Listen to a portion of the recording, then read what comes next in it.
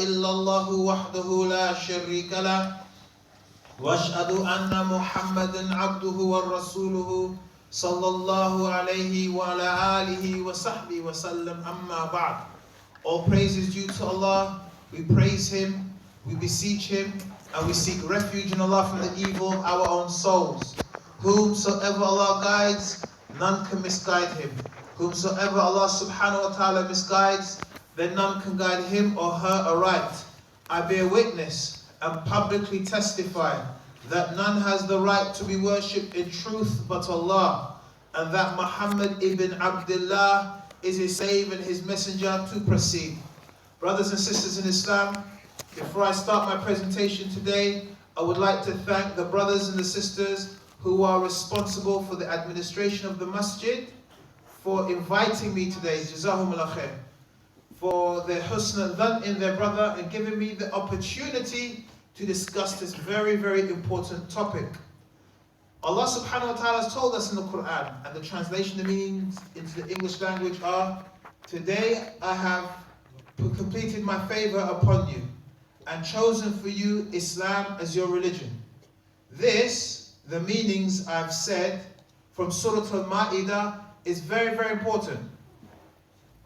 Allah tells us, today I've completed your religion for you, and I've chosen for you Islam as your religion.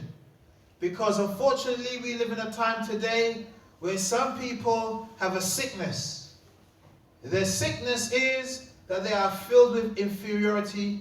They feel that when they look at other people, somehow that Islam has done nothing for civilization. We all know, not only we know, but many non-Muslims know of a civilization called Andalus, which is medieval Islamic Spain. A time when Queen Elizabeth was said to be the cleanest woman in Europe, and she took a bath once a year. The Muslims were bathing on a daily basis. We have public baths, private baths, running water, flushing toilets, all these things. Sadly, if you look at our legacy in the past and where we are today, it is almost as night and day. And the importance about mentioning this is that some people want to reform Islam. A newfangled Islam. A type of Islam that is for 2017. A type of Islam which deals with our current problems.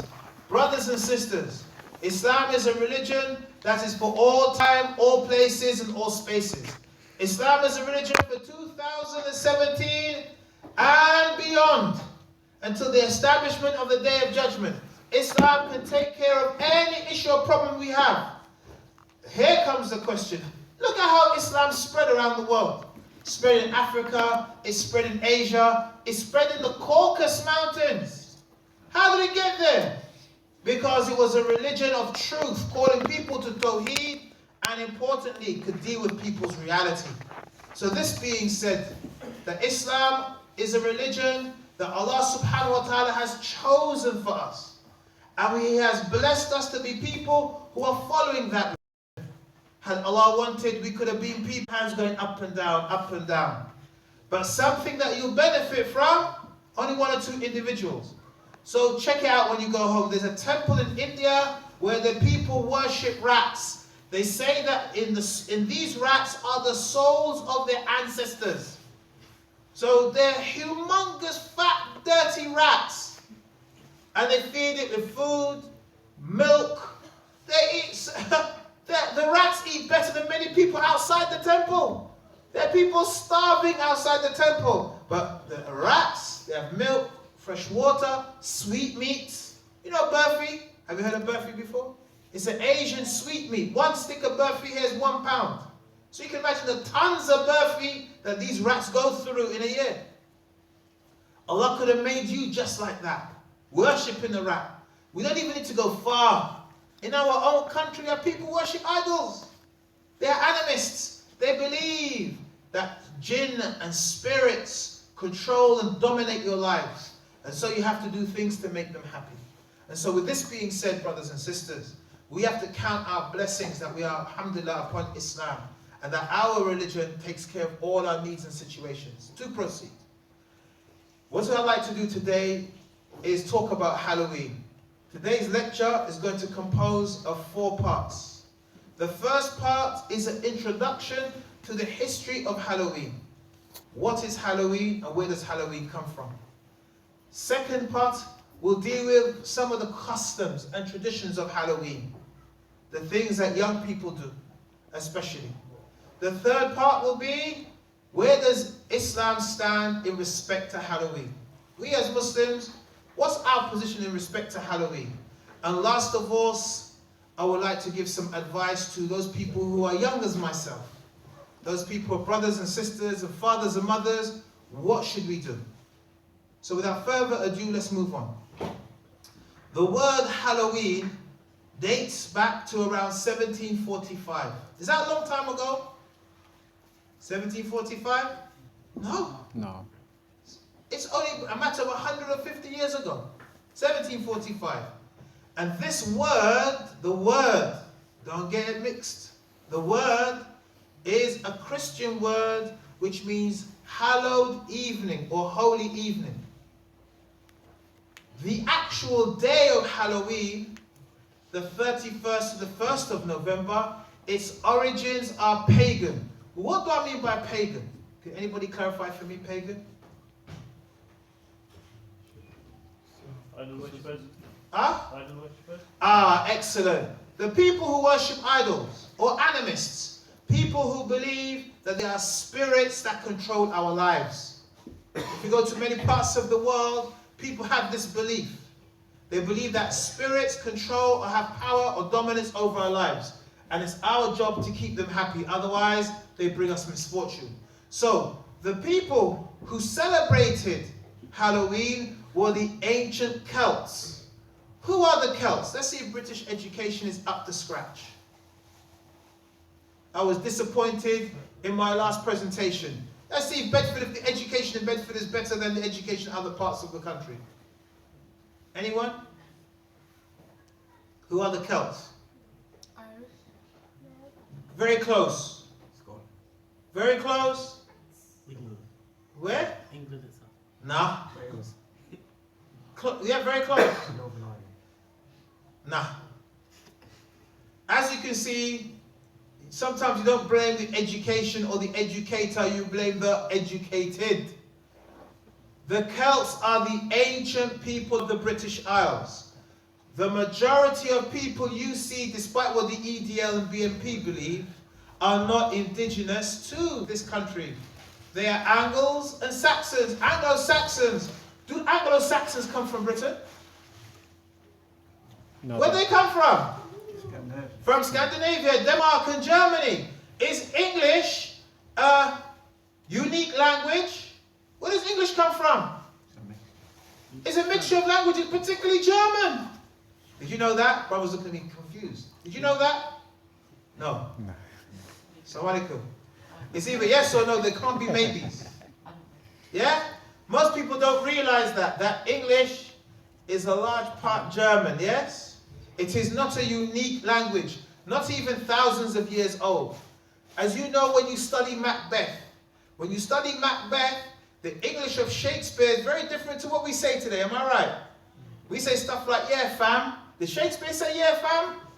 Nah, he didn't, did he? Yeah? That's why when we study Shakespeare, your teacher spends a large part of the lesson translating English Shakespeare into modern day English, yes? Jazakallah khair. So the ancient Celts are indigenous people of England, particularly found in Ireland, in Scotland and Wales. The importance of this is that this group of people used to celebrate from the 31st of November to the 1st of November a celebration called Samhain. Samhain. The importance of this is that this day, Samhain, they believed was a very special day. They believed that the veil or the barrier between this world and the spirit world either disappeared or it thinned. What does that mean then, if it disappeared or thinned? Excellent.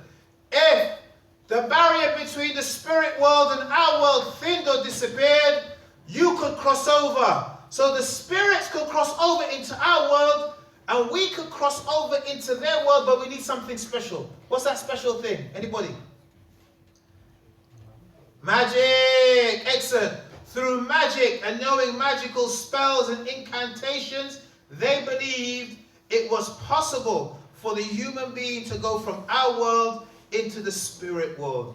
And these people also believed that it was a time when there was a special group of, or should I say a race of people they call the Asosai, who they believe was like a mythical kind of spiritual race of gods. They're like gods, but little less than God. And they're spiritual people, just like, you know, fairies. Have you heard of fairies? Everyone's heard of fairies, yes? Yeah. Yeah? Like fairies. They're a mythical kind of creature. But this mythical creature, at this time, would enter into our world, yes? They could come easily into our world, and they would be active. Now, they also believed at this time that this mythical creature will come into our world, and they would visit people and visit their houses. And the way to appease them, to make them happy, would be to give them or leave for them offerings of drink, food, and crops. Do we do the Harvest Festival at school still? Harvest Festival? Yes or no? You do the Harvest Festival, yeah? Yeah. In schools, around this time, there's something called the Harvest Festival. What's the origins of the Harvest Festival? Anybody? When I was going, they said it's to collect harvest for... Excellent. At the Harvest Festival time, they ask you to bring in tinned and packaged foods, which they distribute to people in homes or poor. Where's the origin of that from? Where did it come from? Must come from somewhere. Does anybody know? Sacrifices. Sorry? Sacrifices. Not necessarily sacrificing, but what group of people? People who do magic. Excellent. It's pagans. It's a pagan ritual. Many times we think, oh, this is Christian in origin. If you check some of the sources, like the Catholic Encyclopedia, it tells you clearly, Christmas was a pagan festival. Easter was a pagan festival. Halloween was a pagan festival. They're all pagan in origin. They have nothing to do with Jesus. Do we somehow believe that Jesus, alayhi salatu wasalam, used to celebrate the Harvest Festival? Did Jesus celebrate Christmas? No. Did he? No. No, he didn't. These are festivals, they're pagan festivals. But the response of the church is you can't beat them, so join them. They found people were celebrating these festivals. They refused to stop celebrating them. So what they do? They said, okay, we'll make them Christian. And so, at this time, people also believed that the souls of dead people would come back to their houses and they would seek hospitality. Look at that. So somebody who died, they would come back to their house and they expect you to be hospitable to them. So you would need to leave for them food. You would need to leave for them drink. People would set the fire so the fire would be nice and warm for them to come back to. This is what they believed, because they believed that the souls of dead people would return at this time. Why? Because if there's a barrier, so the spirits, dead people, humans, if the barrier comes down, these people here can enter into there. This is what they believed at the time of Halloween. Also, they believed that it was possible for people to also go into the land of the dead, where people have died. With magic, of course, you can leave this world and enter into their world. And so this is some of the important origins of Halloween. Question. Is this Halloween then Christian, Judaic, or pagan? Tell me, brothers. Pagan. Pagan, isn't it? Yes? Do you then think a Christian should celebrate Halloween? No. No, they shouldn't. Huh? No. They shouldn't. I won't even ask you, should a Jew, because Jews don't celebrate Halloween. Orthodox Jews, if you go to their areas in North London, you don't see pumpkins, you don't hear trick or treat. They don't celebrate it, don't practice it. What about Muslims then? Do you think a Muslim should celebrate Halloween? Young brothers? No, yes, it's pagan origin. Are there any questions or clarifications before I move on?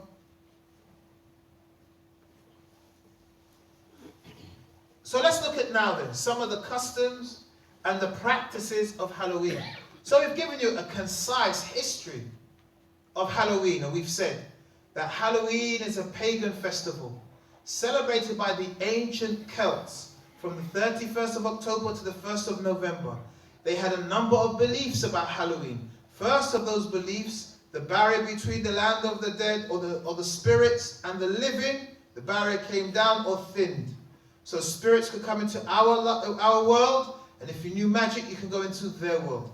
They also believed that a spiritual group of people who are like fairies, who are almost like gods as well, they say, were able to come into our world, and not only did they come into our world, but we had to appease them, make them happy. Otherwise, the spirit-like people would come into your life and do bad things to your lives, would make bad luck, quote unquote, happen in your life. We also said that they believed at this time that the dead will come back to their houses. They will come back and visit their houses, so you had to set a nice fire for them, nice food for them, a place for them to sit, because that's what they believed. They also believe that it's possible for the person to go into the land of the dead, visit the land of the dead, especially if you knew magic. Yes? Question. Do we as Muslims believe in ghosts? Why don't we believe in ghosts? You've been here for, what, nearly, how long have I been teaching? For a while, isn't it? Yes? So you must have an idea why we don't believe in ghosts. They're not real. Is that true? Is that the reason why we don't believe in ghosts? No. Why don't we believe in ghosts? Paganism. That's very general. I give a specific reason why we as Muslims don't believe in ghosts. Why? You want to try? Is it a pagan idea? Not just because it's a pagan idea. Is it because when you die, you go to the grave? Excellent. He got it. In Western Europe, the idea of the ghost is that the person, when they die, especially unjustly, somebody is stabbed opposite the chip shop. And we start seeing a figure that looks like that person who got stabbed outside the chip shop. A white figure that looks like that person, and he walks into the chip shop and disappears. It may be real. It may be the fact that people are not taking drugs, so they're not hallucinating. Yeah? You may say, someone's on crack, he's a crackhead. Or on LSD. So they saw something. Now the person is sober. They haven't had one too many. They saw something. However, the idea of ghosts is that somebody's spirit remains, and we don't believe that as Muslims. The souls go to the barzakh. However, we do believe in the jinn. We do believe in the jinn, which can take on the form of humans. But that's a discussion for later on. As you know, inshallah ta'ala, we finish our lessons about the Muslim home and family. We're going to talk about black magic. I don't know the difference. What's the difference between white magic and black magic? Can somebody help me? Is it an attempt not to be racist? One is supposed to be good and one is bad. One is supposed to be of a good nature and one is supposed white magic, you use it to do good things, yes? So you use it to bring a man and his wife together, white magic. Black magic is what? So black magic is to split the man and wife. Black always gets the bad call, isn't it? Yeah. We never ever give the color black its due or its props or cut it some slack. So here, the idea of ghosts, we don't believe in. Yes, that someone's soul stays and remains, and this is very, very important because we're going to talk about it. Yes, and also, What did he say? He said what? About what they do. Muffin it. Mufti. What's mufti? The kids go to school and they dress up in their own clothes. They don't wear their uniform. Okay. Is that English? MashaAllah. When we say dressing up in costumes, what do we mean? Zombies and vampires. Sorry? Zombies and vampires. Excellent. Dressing up like zombies, dressing up like vampires. What else? Is that it? Devils. Ghosts. Ghosts, devils. What does a devil look like? What does a devil look like? Huh? Red skin, like Hellboy. There's a cartoon character made into a film called Hellboy. Have you seen Hellboy? His horns are cut off. But does the devil look like that? Who said the devil looks like that? Yes? Who said? She wants to say something. Go ahead, go and say something. So when we say dressing up in costumes, we mean looking like ghosts, like vampires, like zombies. Question, what's a zombie? Someone of the undead who died but then come back.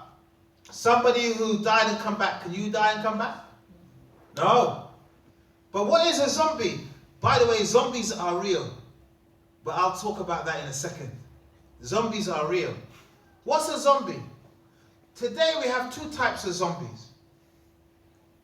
The first type of zombie, which you'll see in all those video games. After a nuclear war, the DNA of somebody has changed. And so they become human, but not human. And they like eating human flesh. They're crazy. Am I right, youngsters? Am I right? Yes? That's one type of zombie. The other type of zombie, if you saw the films of the 1960s, Ghafrullah Dhanubana Jami'an, may Allah forgive us all, what does a zombie look like? I'm glad I brought up this point. What does a zombie look like in the 60s films? You weren't around in the 60s. Those of us who were poisoned in the 70s, what does a zombie look like? A zombie in those films usually is a black person with bulging eyes under somebody's spell, yes? If you remember last week's talk, I spoke about this when it came to Tarzan and Greystoke. I said how they depicted people of African descent totally contrary to history. They tried to make us out to be barbarians, when in reality it's their ancestors who were the barbarians. Our ancestors had civilization. And our ancestors gave them civilization while they were the barbarians. But the zombie, in reality, brothers and sisters, is very interesting. The zombie is created through a mixture of local medicine and magic. And what they do is they give medicine to somebody, and this medicine, believe it or not, induces a state of death. It seems like the person has died. It slows down the heart rate and it gives the person the appearance of death. Then the person is buried, then they are taken out of the grave, and because of this mixture, this potion that they give them and the magic, they are turned into somebody's slave. There was a program maybe 10 years ago. It was a program of Haiti.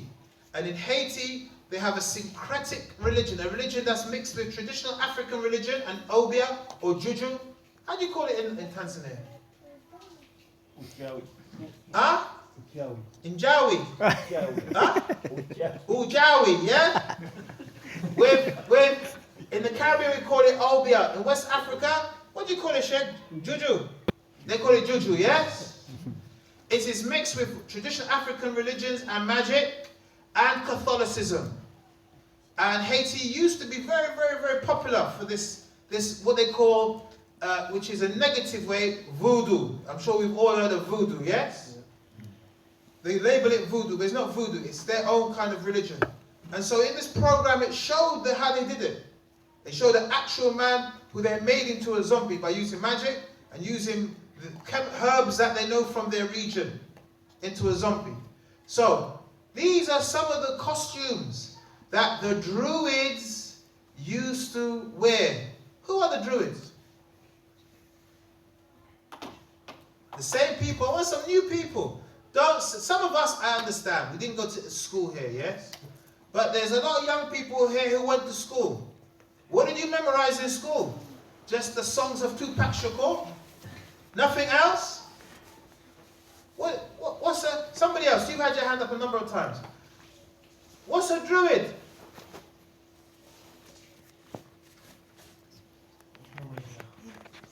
You know, what's a Druid? Tell me, which one? What? Pardon? Pardon, I don't know. What is a Druid? You know what's a Druid. What's a Druid? Tell me. Restore Bedford's glory. Someone who like believes in magic, right? The Druid, excellent, is a class of people who are like the spiritual doctors of the Celts. They are magicians, they practice magic, they are shamans. Another name for them would be like shaman in another language. They are a class of people who use predominantly magic. Now, at this time, that they would also use costumes. Another reason why they would use costumes is so that people could not recognize them. Sorry, the spirits couldn't recognize them. So when the spirits came back, they couldn't recognize you because you had a costume on.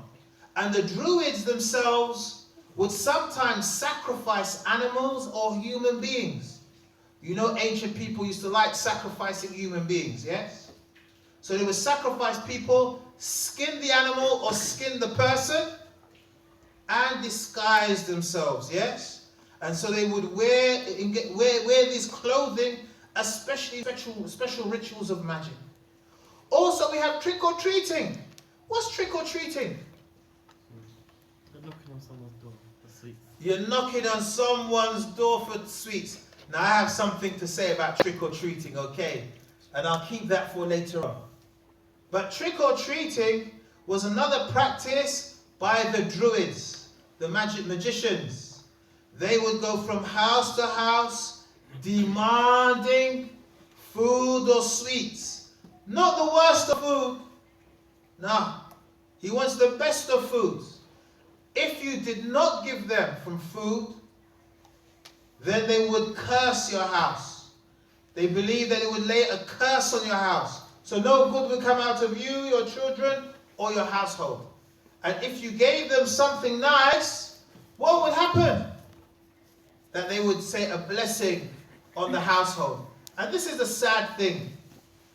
The sad thing. I remember some years ago, I lived in the northern part of London, in Enfield. I have a policy, when it comes to the 31st at night time, I just don't open the door. I don't open the door for trick-or-treaters. But one day I opened the door and I realized that these people trick-or-treating, they were Muslim. They were from a particular part of the Middle East. And the saddest thing, besides them trick-or-treating, and that is asking for sweets, treats, or they would trick me, maybe throw flour at me, or with a water pistol, wet me with water. The sad thing about all of this is they couldn't pronounce trick-or-treat properly. They were saying chick-or-treat, chick-or-treat, chick-or-treat, chick-or-treat. Imagine that. Chick-or-treat, chick-or-treat. They couldn't say trick or treat, trick or treat. They said chick-or-treat, chick-or-treat. And I tried to educate them. One, it's not chick-or-treat, it's trick or treat. Or two, you're a Muslim, fear Allah, you should be doing this, begging from people. But as I was discussing it to them, they had an adult, look at that, an adult with them at the gate who called them and they just disappeared. And that's what we find. Parents bringing their children to trick-or-treat. Chaperoning them while they trick-or-treat. And we'll talk about that later on. And so trick-or-treating was one of the practices of the Druids. And we find Muslims engage in trick-or-treating, dressing up in costumes, looking like vampires. What's a vampire, brothers and sisters? What's a vampire? Bloodsucker. What? Bloodsucker has different types of meaning, yeah? Someone referred to the banks after the crash as bloodsuckers. What's a bloodsucker? What do you mean, Sheikh? What do you mean? Can someone help us? What's a vampire? Half human, half bat. Ah, The big teeth. okay, they have big teeth. What do they do? They have big teeth. Bite. Just bite you. Eat. Eat you. Infect. They don't eat people, no. Thank you. You guys are making it up now, ain't it? What does a vampire do? Come on, I want the young people to tell me. In the corner, no, you haven't escaped. What's a vampire? Right at the end. It's a person and a bat, maybe so.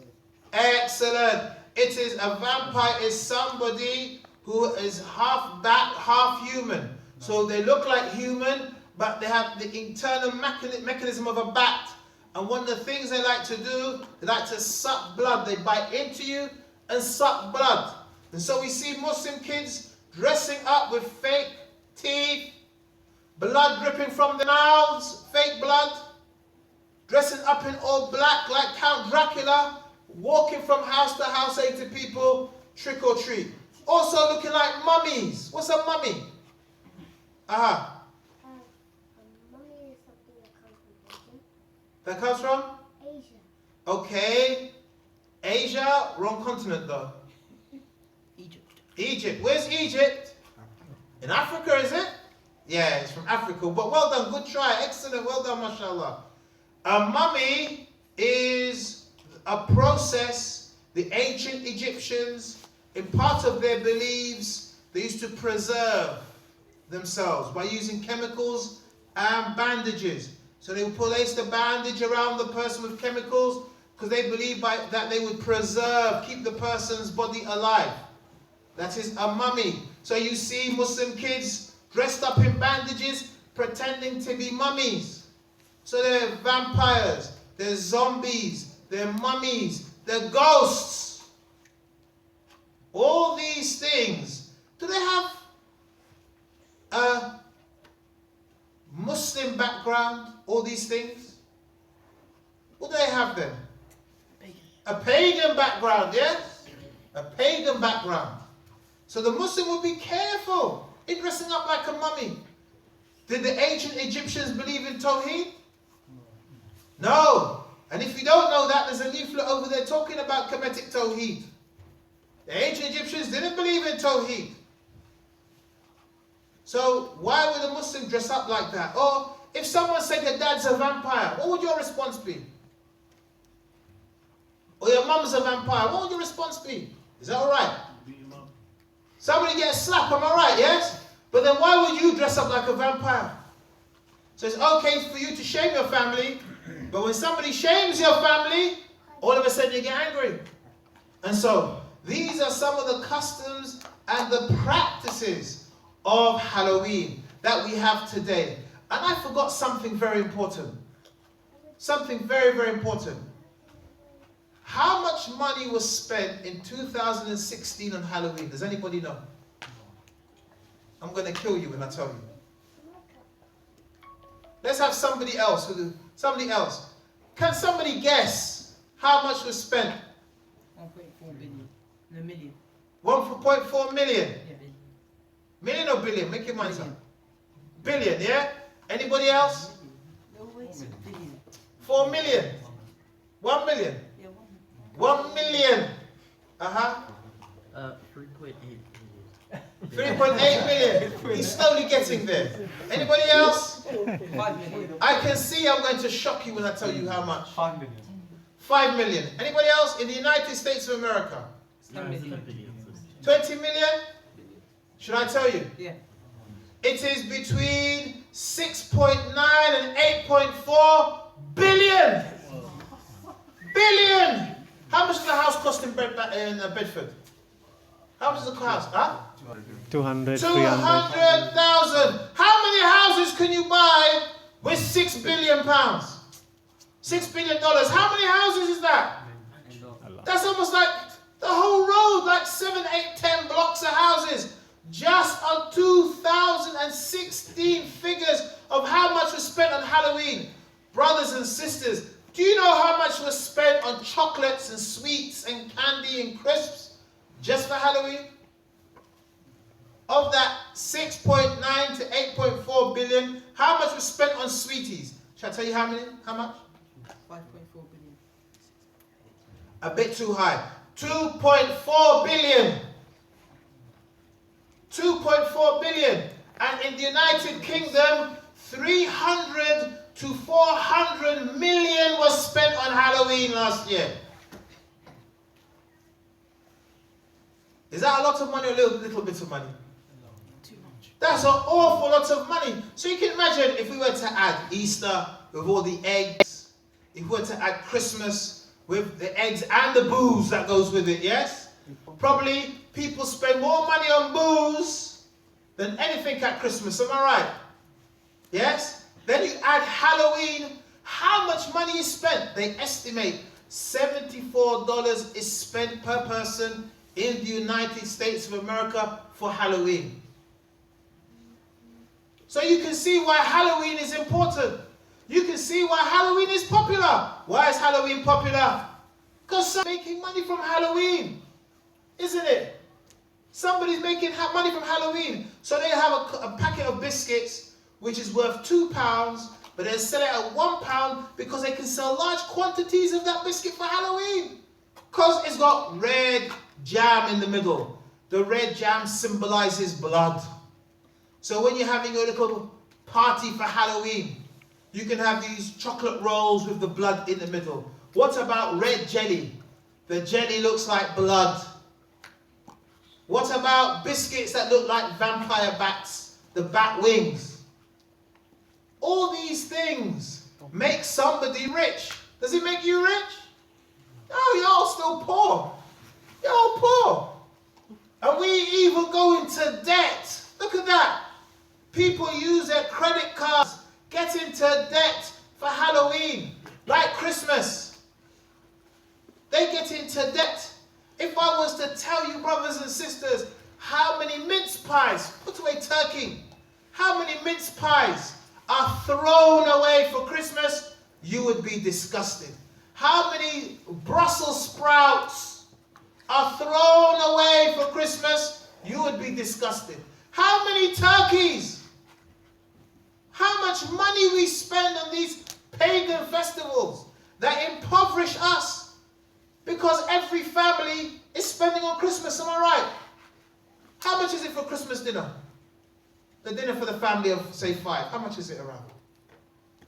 A guess. 40, 50 pounds. £50. Brother, that's the turkey. 50 quid is the turkey. That's not the whole spread. How much do you think? Chef, you have knowledge about this. How much would a family of 5 spend on a Christmas dinner? For a basic individual, Yeah. run up to 75. So one individual, the brother here is saying, and he's an expert in food. £75. What about a family of 5 or 6? You're talking about £300 to £400.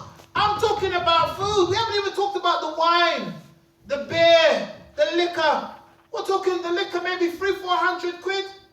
Nobody goes to Christmas and just sits there and drink Coca-Cola or Fanta. No, in this country they don't. Most people have to take cab home because they're splashed. So you can imagine, someone is making money from this, not us. Somebody else is making money, and that's why there is a big hype for these pagan festivals.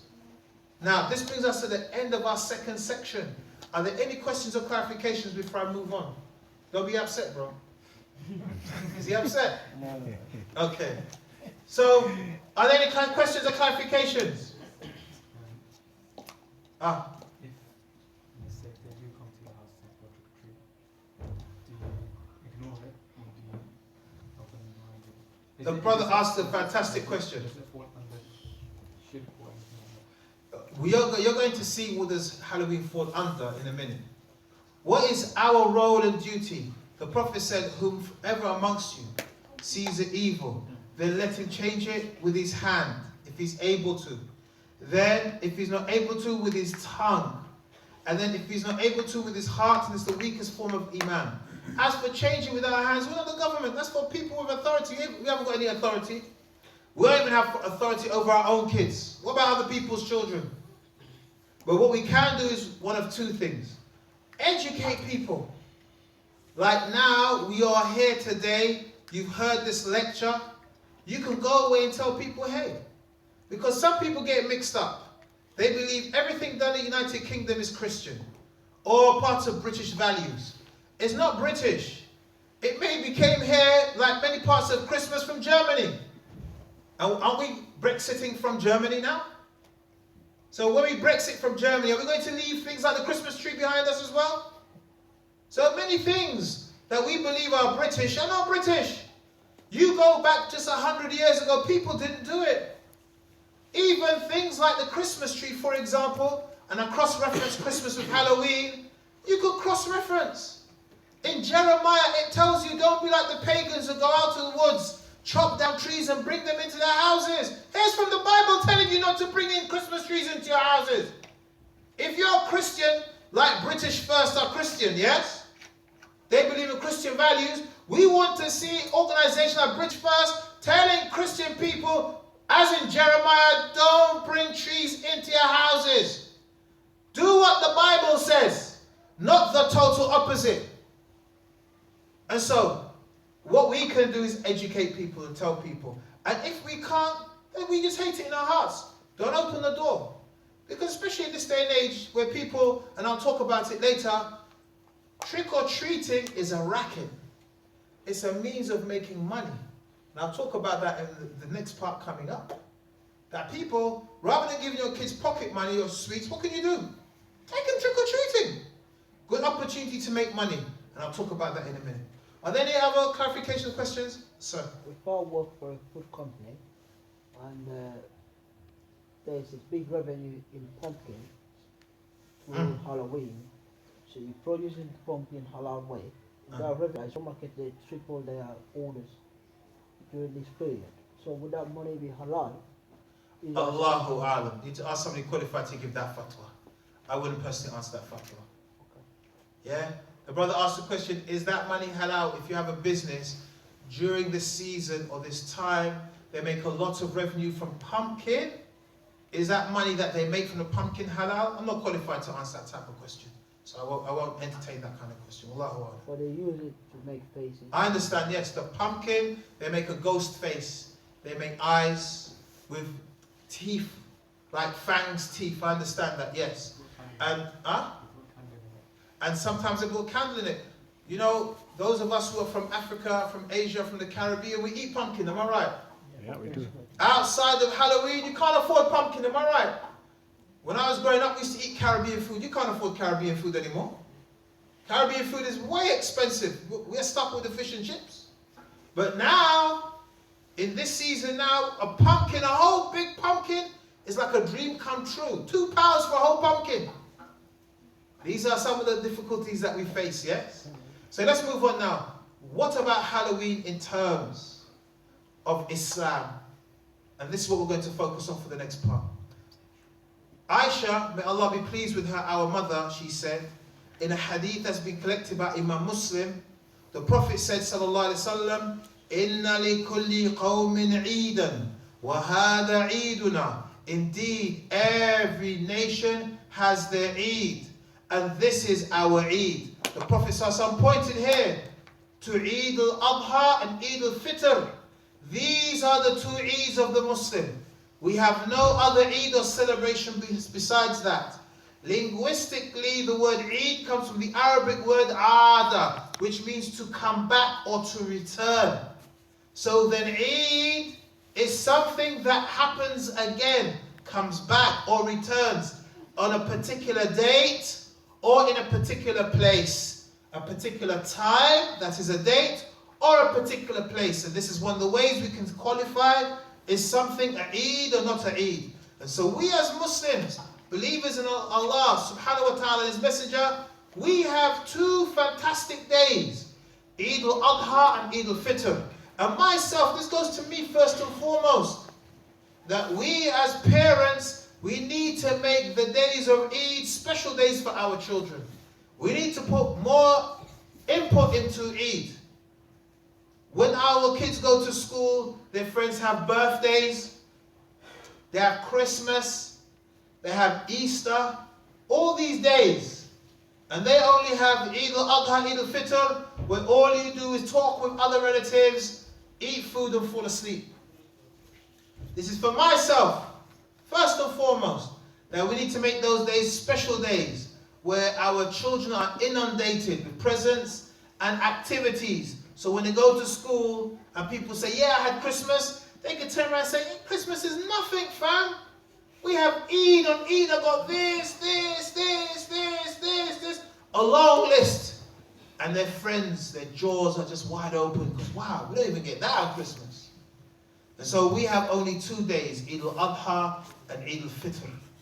Another thing about Halloween, brothers and sisters, that we need to be aware that as a pagan celebration, those who participate might be resembling the pagans.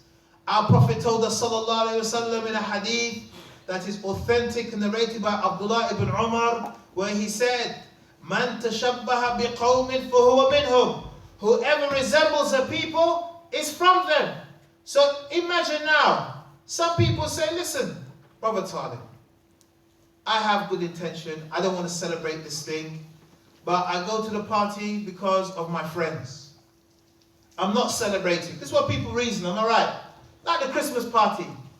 You go Christmas party in school, college, university, at work. You look around the table, you see Ahmed there with his paper crown on, with a cracker in his hand.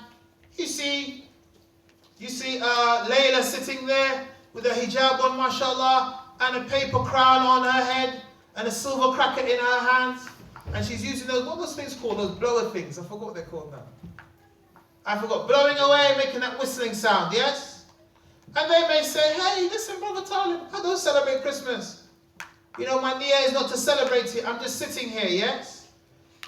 Even if you say and accept that, and which we don't accept, even if you accept that, then we say to the person, "Man tashabbaha biqawmin fahuwa minhum," who resembles the peoples from them. You're in a pagan festival, a pagan celebration. What do you resemble then? A person of monotheism? No. You resemble a person of shirk. Not to say you are a mushrik, but you're resembling like people of shirk. They're dressed up like vampires, you're dressed up like vampire. They're dressed up like a mummy, you're dressed up like a mummy. They're dressed up like a zombie, you're dressed like a zombie. They're dressed like a cat or a dog or a rat, you're dressed like a cat, dog or a rat. If they resemble a pagan, what do you resemble then? Even though you're wearing a costume, mashallah, you look like a person of Tawheed. You may well be a person of Tawheed, but you resemble somebody who's involved in imitating the pagans. Another thing, brothers and sisters, a danger of this Halloween, that it promotes magic, a sihr.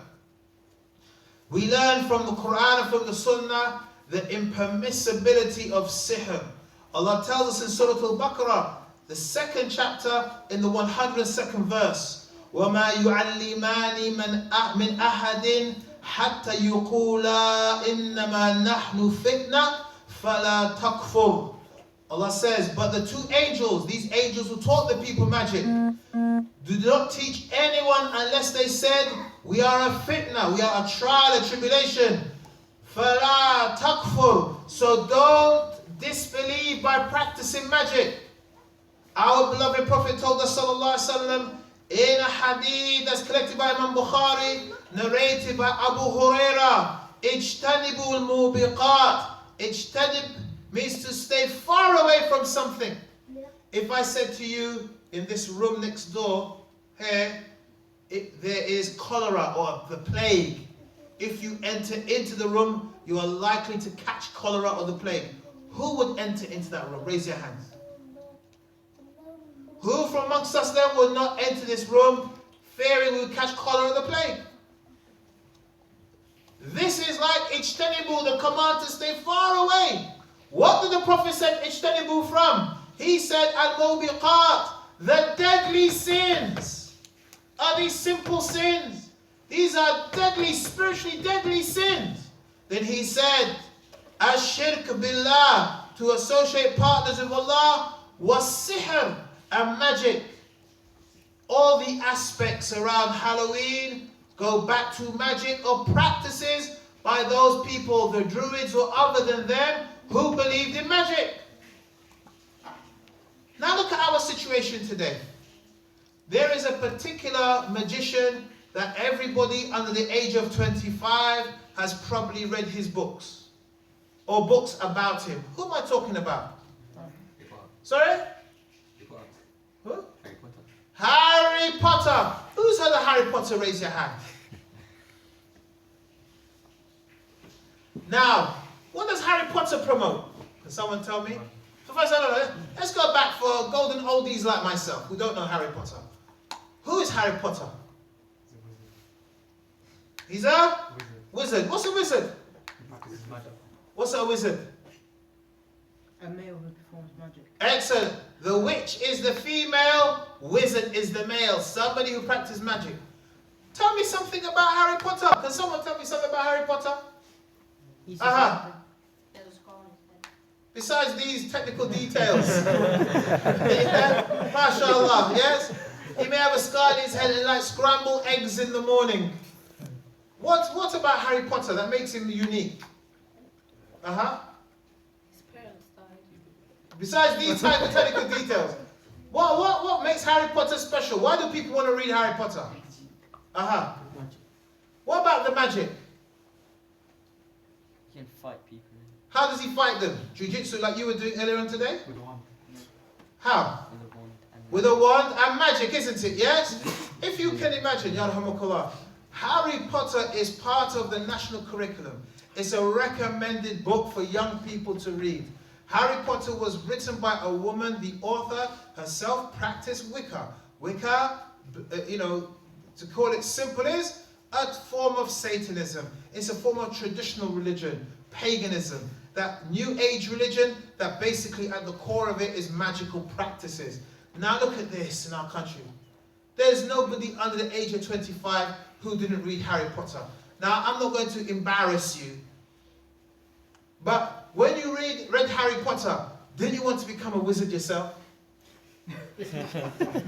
Huh? When you read Harry Potter, wasn't it cool to practice magic? You say no? Tell the truth and shame the devil. Every time I say this to young people, everybody agrees that one of the things it did was to promote magic.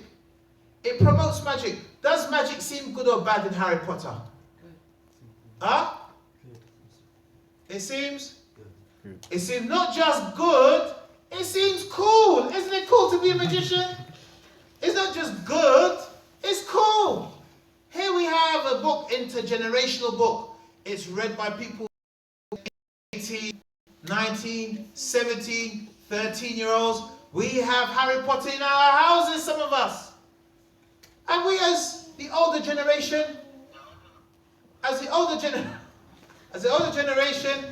we pay no attention. We look at Harry Potter, it looks colourful. We don't think about it. Had we taken time out to look at Harry Potter promotes magic. There are many people whom spark in their minds for magic was lit. There's the name of Aleister Crowley. Those of you who came to my talk on Devil in a Song, we heard about Aleister Crowley. Aleister Crowley was a despicable person. There's nothing he hasn't done in the name of magic.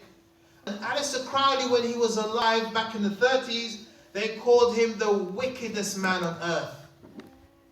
Now, because we're in a masjid and we've got small ears, so we don't want to give them big ideas, Aleister Crowley did some disgusting things in the name of magic. And he made his own system of magic called Thelma. And he has a... You can buy it in almost any bookshop in the United States. Go to the section on spirituality, religion. You'll find his book, Magic. You can get it on Amazon. A book on magic. Have you heard of the term abracadabra? Who's heard of abracadabra? Raise your hands.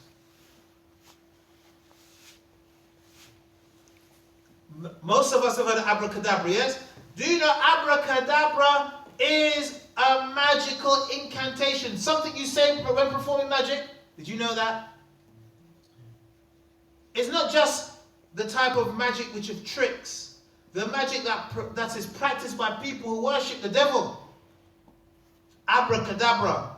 And we say all the time, we're doing something in the kitchen, we'll say it, abracadabra. But abracadabra is a spell of magic. And so what we find with Halloween, it promotes these type of ideas. And these type of ideas have become mainstream. The Beatles in their famous album, Sgt. Pepper, on it they had a collage, different pictures of people whom they respected and loved. One of the people on there was Aleister Crowley. Why did they put Aleister Crowley there, brothers and sisters? It's somebody they respected and loved. Only 2 or 3 years ago, the rapper called Jay-Z had a t-shirt that said, "Do what thy wilt," meaning do what you want. This is a statement of Aleister Crowley, do what thy wilt. So he's reached the mainstream, his ideas. If we look at the 1960s, the 60s are a time when the ideas of people like Aleister Crowley was reborn. A time where you did anything. If it felt good, then do it. Almost like animals, with no boundaries. A time where the things that Aleister Crowley preached, New Age religion, open sexuality, no parameters, no borders, do whatever you want to do, a life of hedonism where you just enjoy yourself. These are the tenets of the beliefs of Aleister Crowley. We found them in the 60s. And so what we find by celebrations like Halloween, it promotes these type of things. It promotes magic. Another thing, brothers and sisters, about this Halloween, it is something that makes the person who follows it, follows the footsteps of the shaitan. Allah tells us in the Quran, Ya ayyuhalladhina amanu, la tattabi'u khutuwat ash-shaytan. وَمَنْ يَتَّبِعْ خَطَوَاتِ الشَّيْطَانِ فَإِنَّهُ يَعْمُرُ بِالْفَحْشَاءِ وَمُنْكَرٍ. Allah says, O you who believe, follow not the footsteps of shaitan, following those things that the shaitan commands you and is pleased with. Is shaitan happy when you go around dressed like a vampire? He's upset with you. When you go to parties where there's free mixing, there's drinking of alcohol, there's taking of drugs, shaitan is upset by that? Is he? A Halloween party, is shaitan looking in from outside, angry with the people inside? Or is it shaitan is mighty happy with these things taking place? When the person reads Harry Potter and he or she says to themselves, I want to become a wizard, I'm going to learn magic and be the best wizard in the world. Is shaitan upset with that? Is he like frowning, wanting to throw the book at the wall? No. So these things are from the khatawat, the shaitan. And Allah tells us, brothers and sisters, not only are these the footsteps of shaitan, but shaitan, he orders us with immorality. He orders us immorality. Shaitan comes to you and says to you, look, if you don't do that haram, you're going to lose money. Look how we as Muslims, we think. If I have a shop, I don't sell ciggies, I don't sell alcohol, what happens? I'm not going to make money. If I have a restaurant, look at this, paradox. You have a restaurant, mashallah, tabarakallah, it's halal meat. The meat's halal. The chicken korma, halal. Keema naan, halal. The biryani, halal. But at the same time, it's fully licensed. Yes? So you can eat halal biryani when you can drink a beer to bring the food down your throat. It's a paradox here. So what does he order? Shaitan. He tells you, if you don't do haram, that bad thing, you're going to lose out. You're going to have no friends or you're going to lose money. And he tells us to do evil things. Things that are known to be evil. This is what shaitan orders us. Another thing, brothers and sisters, for those people who believe they can have another Eid besides Eid al-Adha and Eid al-Fitr, that this Eid is a bid'ah. And the Prophet told us in a hadith that's been narrated by Jabir ibn Abdullah radiyallahu anhu and collected by Al-Imam Nasa'i. The Prophet said, وَالشَّرُّ الْأَمُورِ مُحْدَثَاتُهَا وَكُلَّ مُحْدَثَةٍ بِدْعَةٍ وَكُلَّ بِدْعَةٍ ضَلَالَةٍ وَكُلَّ ضَلَالَةٍ فِي النَّارِ. And look at this chain here. The Prophet said, every newly invented thing in the religion is an innovation. Every single festival, celebration, you say it's halal or it's okay and it's part of Islam, when it's not, then it's an innovation. It's a newly invented thing. And every innovation is going astray, dalala. And every going astray is in the hellfire, brothers and sisters. Here is a stiff warning to those people who engage in religious practices that have no basis in Islam. Another thing, brothers and sisters, that we find is that this Halloween is complying and following the mushrikeen. Allah subhanahu wa ta'ala tells us, وَلَا تُطِعِ الْكَافِرِينَ وَالْمُنَافِقِينَ. And do not follow, don't comply with the disbelievers or the munafiqun. Those people came to be Muslim. I remember I saw this program. And I'm not saying the person is a munafiq. But I saw this program where they're talking about hijab. And the person said, hijab is not from Islam. Hasn't he not read the Quran? Or is he like those people, Ramadan, they read the Quran the same way they read the newspaper? Zoom, zoom, zoom, zoom. Because the hijab is right there in the Quran if you read it. Can't miss it. It's there. And so sometimes you have people who have a Muslim name, but unfortunately they're extremely naughty by nature. And you have people who don't believe in anything. Don't believe in Christianity or Judaism or Buddhism. Some people are mushriks. And some people claim to follow religions.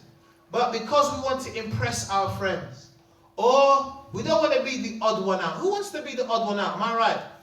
When everyone is smoking, you smoke. Why? Because you don't want to be the odd one out. It's haram. Nobody wants to hear haram when they're doing haram.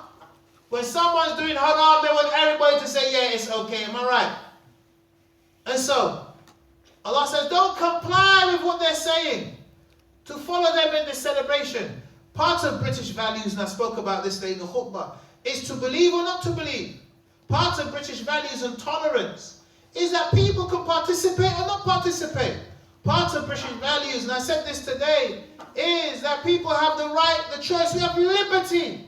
Liberty means you have the right to agree with something or disagree with something.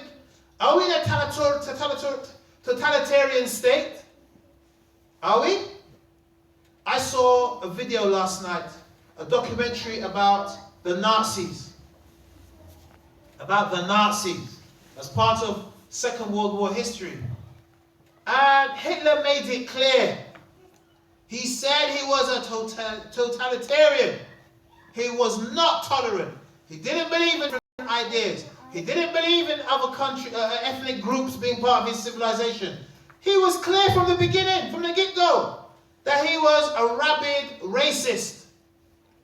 It's sad to say that we have people with the same ideas as Hitler, but at the same time they want to try to pretend to be liberal. They say, hey, people can believe. But when you start to believe, they have a problem with your belief. And you're not even extreme. You're balanced. But still they're not happy with you. And so, important message here, that this is a form of compliance. When you follow it, why do you do it? You do it because the people, the friends and people around you are doing it, so you don't want to be the odd one out. But sometimes it's good to be unique, to be different, to be the one who stands out. Another danger of Halloween, brothers and sisters, in a hadith that's been narrated by Abdullah ibn Mas'ud and collected by Imam Nasa'i, it's authentic. The Prophet ﷺ said, Man sa'ala walahu ma yughnihi ja'at mas'alatuhu yawm al-qiyamah khudushan aw khamushan aw qaduhan fi wajhi. The Prophet told us it is something scary. Whoever begs when he has enough to suffice him, they have enough, they don't need anything else. His begging will come to him on the day of resurrection like lacerations on his face. We have been warned in this hadith to beg when we have more than enough. And this takes us to trick-or-treating. One of the things trick-or-treating does is teach us to get easy money. When I was young, like some of the young people here, We used to love the winter period. Do you know why? Who can guess why we love the winter period? Yeah, long sleep. Not long sleep now. Mince pies. Not mince pies now. Dark early. Sorry? You get dark early. Not because it gets dark early now. Halloween. Halloween's part of it. You get in there. There's a festival.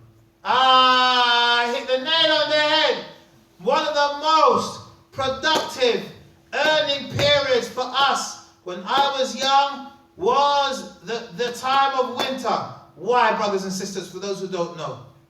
First of all, you have Halloween. We would spend the week before, 2 weeks before, every single day trick-or-treating. If you trick-or-treat the whole day, like this holiday period now this week, we would spend the week trick-or-treating, going from block to block in our area. Going in the high streets, trick-or-treat, trick-or-treat. Very cheap. You get one of your mum's old blankets, you cut 2 eyes, stick it on you, and you go trick-or-treating. We could make in one day trick-or-treating more than 5 packets of sweets and 40 to 50 pounds a day. That's more than some people earning, working in legitimate places. Am I right? 50 pounds a day. So you would do trick-or-treating. Then comes the 5th of November. What's happening on the 5th of November?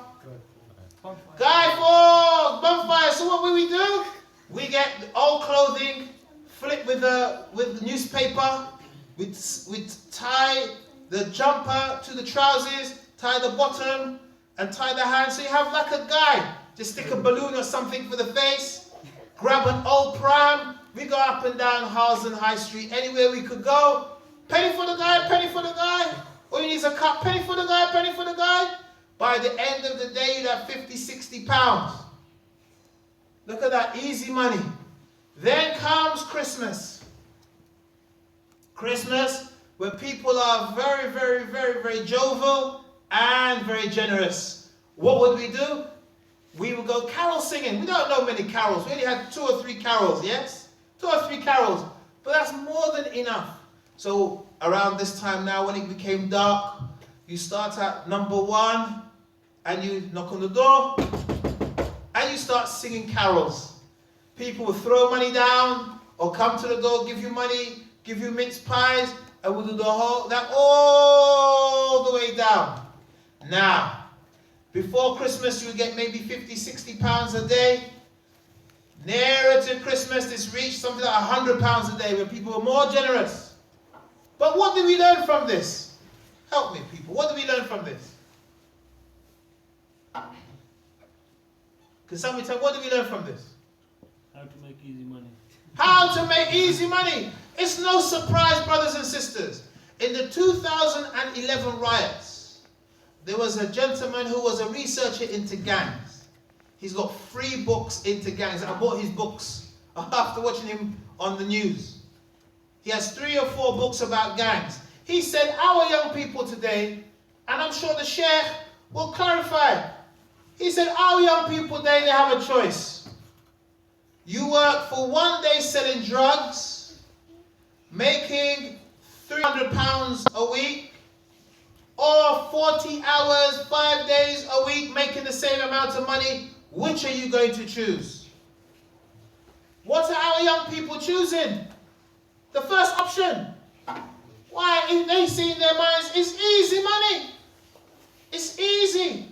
And the idea of getting easy money comes from things like this. By them going out to beg, asking people for money. It becomes easy to beg. It becomes easy to do other things and activities. And this is the danger. Another thing, brothers and sisters, when you participate in Halloween, you are participating in the worship of other than Allah. Allah says, وَاعْبُدُوا اللَّهِ وَلَا تُشْرِكُوا بِهِ شَيْئًا. And worship Allah and do not associate partners with Him in anything. This is a festival. Its origins are religious. So by participating in it, you are participating in a festival of shirk. You're participating in a festival are built upon the associating of partners with Allah.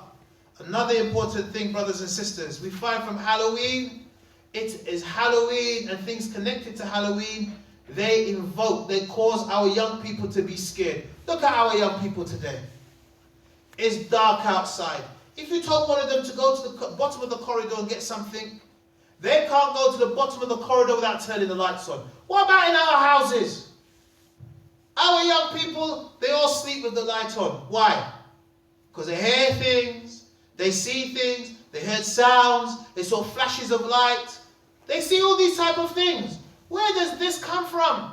We have our young people today, what they like to do for fun is when it's dark with the lights out, they like to watch horror films. Film after film after film. And then for the next 3 to 4 days, they can't sleep. Why? Because they believe the zombies are going to get them. The vampires are going to get them. They have more fear in ghosts than they have in Allah subhanahu wa ta'ala. I remember when I was young in secondary school, in the first year of secondary school, the quickest way to get home was through the graveyard. Through the graveyard. So all of us in a line, 7, 8 of us in a line, on your marks, get set, go! We would run through the graveyard. Now those days, I was really big. I'm big now, I was really big. But I was the fastest. Why? Because in times of fear, your adrenaline is pumping around your body, giving you the energy to run. I would run through the graveyard, and Allah forbid when the grave diggers were there. Sometimes we run, try to jump over the graves, and you hear, "Oi!" like that. We think it's somebody from the dead, come back alive. You would see me, and remember, I was the biggest. I'd be at the front, like the Bardic Man. You know, Bardic Man was a program. The guy was an astronaut, and this astronaut, he got into a crash, and they rebuilt his body, so it's half human, half machine. I was like the Bardic Man, right in the front, yes? But why? This is because of fear. Scared. Our kids, they have beautiful bedrooms, but they want to leave their bedroom and come and sleep between mummy and daddy. Why? Because they heard something in the cupboard. As if the jinn is stupid to go in the cupboard. There's no food, nothing there for the jinn. There's nothing there for the jinn. But our children are hearing things. They're seeing things. Even as I said before, Charlie, Charlie. What's Charlie, Charlie? And people were looking at me like, what's that? What's he talking about? Is that a film? Is that a record? Our kids are doing Charlie, Charlie under our noses. They could be doing Charlie, Charlie at dinner table while you're eating your chicken and rice. They're doing Charlie, Charlie. You haven't got a clue what they're doing. They're communicating with the jinn, brothers and sisters. That's what they're doing. While you're eating chicken and rice, they're asking the jinn, should I eat the chicken and rice? Moves to no. I don't want chicken today. Should I eat the chicken? It goes to yes. I want chicken today. This is what happens. They're doing these things and they're having fear. Fear of the jinn especially. And we learn from the Quran. Allah tells in Surah Ali Imran, the 3rd chapter, in the 175th verse, فَلَا تَخَافَوْهُمْ وَخَافَوْنِي إِن كُنْتُم مُؤْمِنِينَ. So do not fear them, but fear me. If indeed you are believers, we fear Allah first and foremost. We don't fear the jinn or the vampire or the zombies. Our kids play one of those games with zombies in it, they can't sleep. Why? Because they have more fear of zombies than Allah, who created the jinn, who created everything in existence.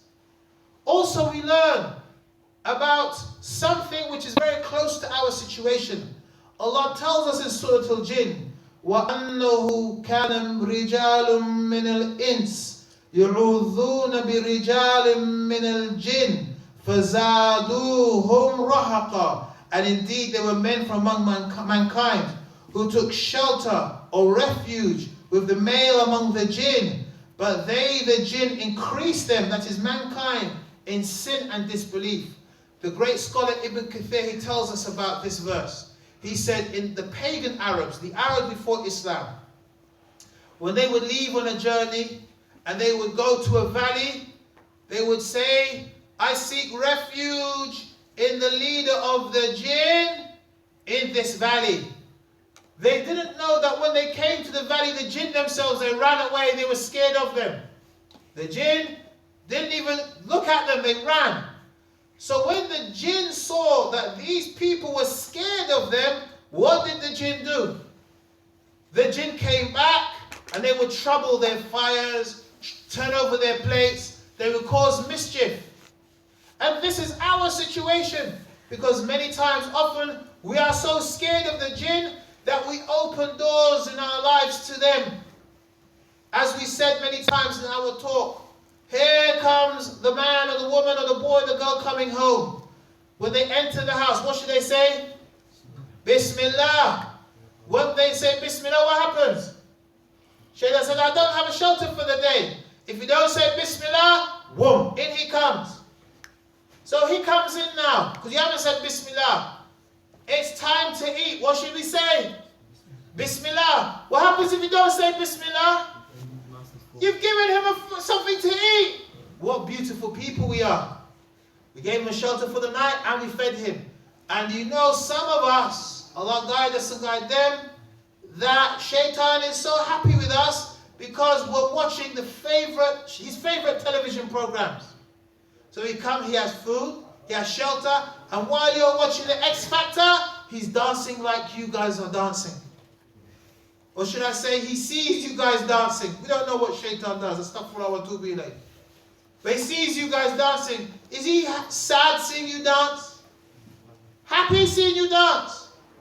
When we are watching the films, and some of them have lewd parts, and we say, astaghfirullah, astaghfirullah, yeah? While watching it. This is a reality. Shaitan is happy. We gave him shelter, we gave him food, and his movies that he's happy that we are watching. And so, one of the things of Halloween it does, brothers and sisters, it brings into our hearts fear of the jinn and the shayateen, where we should have fear of Allah subhanahu wa ta'ala, not fear of jinn or the shayateen. Even when it comes to ruqyah, spiritual cure, the best ruqyah is done by yourself, on yourself. Many of us, we go to the sheikh, we spend £50, £500, £3,000 for an exorcism, to drive the jinn out of you. But what's our way of doing it? We go to the sheikh, he does ruqyah on us. Do we change our lifestyle? Nah. The same thing you were doing before ruqyah, we do after ruqyah. How's the shaitan going to leave you? How? When the doors of shaitan, they happen and they close by dua, by obeying Allah subhanahu wa ta'ala. That's how you close the doors to the shaitan. We're not closing doors. We close one door and then go back to our old lifestyle, opening 10, 20, 30 doors for him to come into our lives. And so, brothers and sisters, this brings us to the end of the second part. We move on to the last part. If there are no clarifications or no questions, Bismillah. I see everybody's tired today. I know it's been a very long day today. Jazakumullah khair. Very long day. Any questions? Okay. The last part, before we pray salah. Brothers and sisters, I just have two simple advice. And then, ma'as-salama. We'll say goodbye. The first thing, wa alaikum salam. Our beloved Prophet told us, sallallahu alayhi wa sallam, كلكم راع وكلكم مسؤول عن رعيته. All of you are guardians and each of you are responsible for those whom you are guardians for. The father, the mother, you are guardians for your kids. We can't just leave our kids, brothers and sisters, without no guidance or instruction. Many of us, the only thing we care about is he or she getting A's or B's in school. If they're getting straight A's or straight B's, we're happy. We don't care about anything else. If they're getting C's or D's, then the whole world is turned upside down. No, brothers and sisters. We need to be careful about their grades. Yes, A's and B's are extremely important. But also their spiritual development. Their Islamic character and how it's developing. Wa alaikum salam. These are important things we need to pay attention to, brothers and sisters. We need to pay attention to these things, and we are responsible for these things.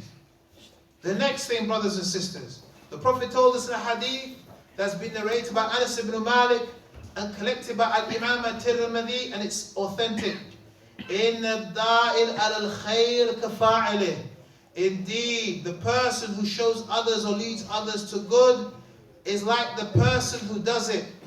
It's important, brothers and sisters, and I said this before, last week when I spoke about the Bank of England coming to us, that it's important that we educate people.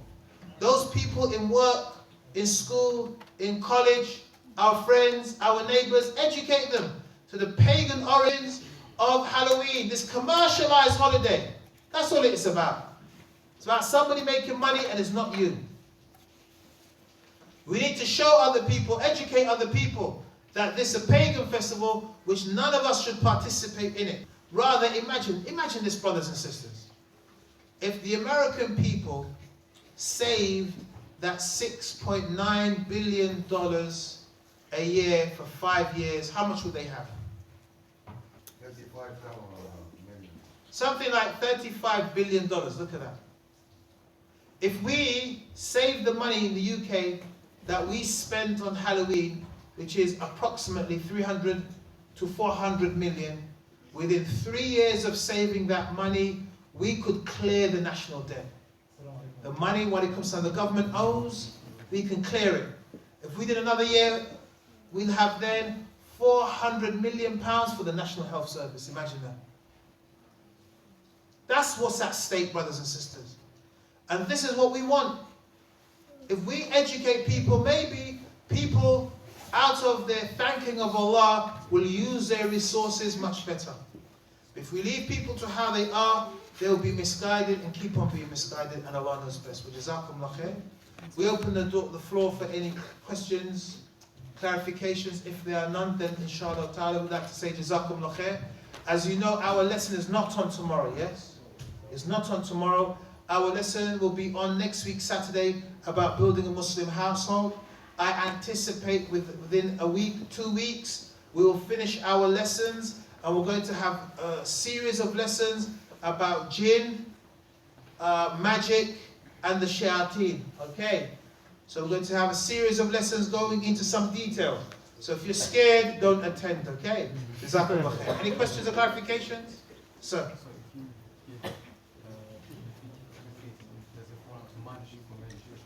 Allahu Alam. Allahu Alam. But Jazakumullah khair. Assalamu alaikum wa rahmatullah. Mine, the Prophet has told us what things like that.